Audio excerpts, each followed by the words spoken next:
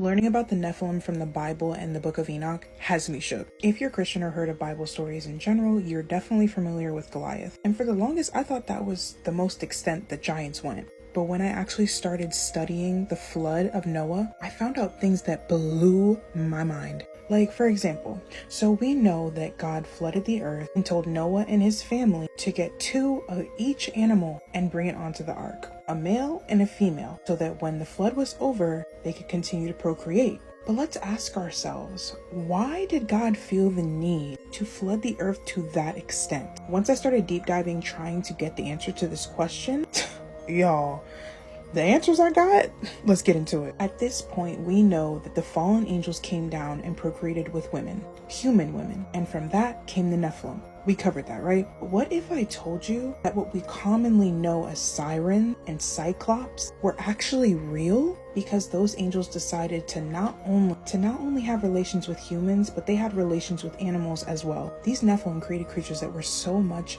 of an abomination that God had to wipe them out. Like we talked about last time, they were consuming all of human resources. But not only that, they taught humans all of the bad things. Because they had heavenly knowledge, they introduced it to humans in hopes that the humans would look at them like gods. The Book of Enoch talks about how they showed us jewelry and makeup and war and astrology and all the things that corrupt society to this day. Now, people deny the fact that giants ever existed, but look at the earth. I mean, just look at this, guys. We literally live in a graveyard of giants and animals buried in the mud from Noah's flood, guys. I mean, how can we explain pyramids in general? Have you ever even thought about that? Look at the pyramids in comparison with a human. Now, without modern technology, how in the world did ancient Egyptians create such a large monument? They didn't have cranes, they didn't have pulleys. You're telling me that humans did that?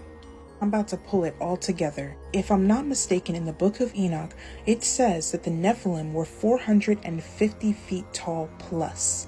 If you look up on Google, how tall is the Great Pyramid of Giza?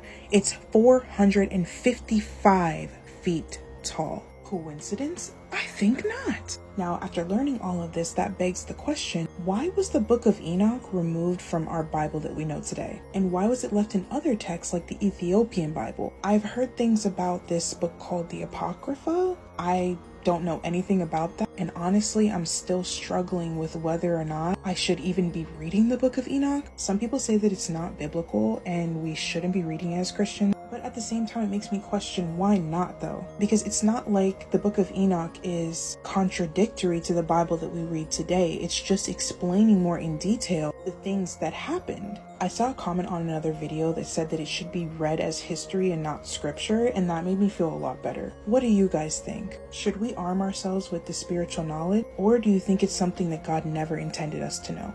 Let me know in the comments, and as always, make sure you like and follow, because y'all, I'm about to get into the tea.